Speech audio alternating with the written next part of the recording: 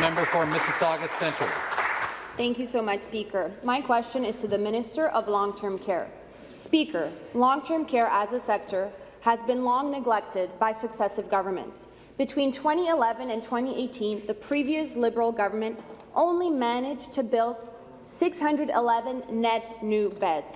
That is an increase of only 0.8%, while the population of Ontarians aged 75 and over grew by 20%.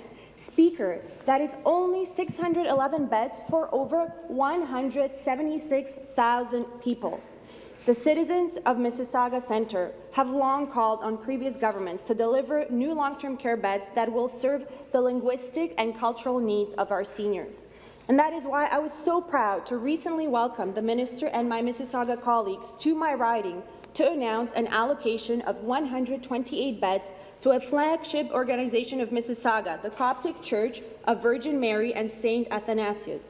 This was a long-awaited and absolutely phenomenal news. Speaker, through you, can the Minister please elaborate on our government's plan to fix long-term care? Minister of Long-Term Care. Thank you very much, Mr. Speaker. Let me just thank the honourable member for her hard work, not only in helping secure this long-term care new long-term care facility, but of course she's been on the front lines and has been working every single day to make Ontario even a better place, Mr. Speaker. Let me just congratulate all of the Mississauga members of Parliament.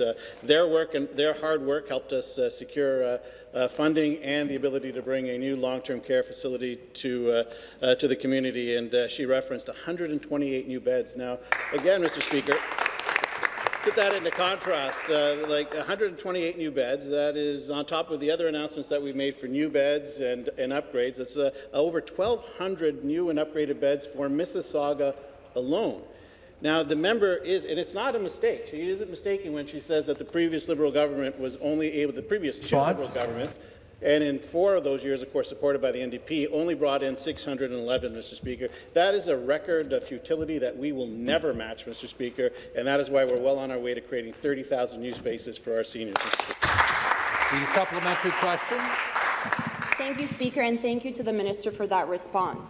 1,251 beds is an incredible number, and that's 1 bed shy of double what the previous government built in 7 years, and that's just in our city of Mississauga. Minister, we have heard from Ontarians across the province that meeting the linguistic and cultural needs of our seniors in long-term care is vital to ensuring their well-being. That is why I was so proud to bring my motion on linguistically appropriate care last year and see it pass unanimously. I also want to acknowledge the passionate work of my colleague, the member from Mississauga, Erin Mills, who is an absolute champion for Mississauga's Coptic and Egyptian community and whose advocacy continues to be positively impactful for our city. Speaker, with this recent announcement, we are continuing to consider the cultural, linguistic and spiritual needs of our seniors as we build these new homes. Back to the Minister. Can you please explain what is our government doing to ensure that seniors in Mississauga and across Ontario receive culturally and linguistically appropriate care? Minister of Long-Term Care.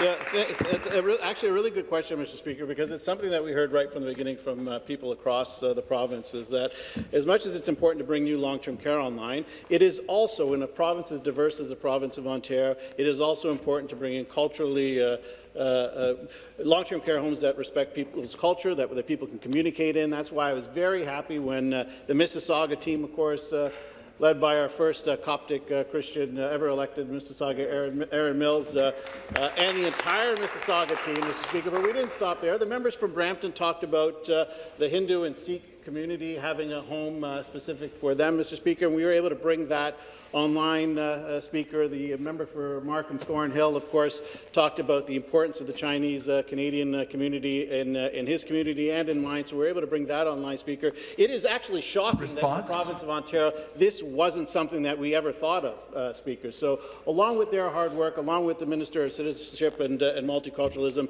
we're able to work together to ensure a quality of care second to none, Mr. Speaker, and people. Thank you. Order. Order.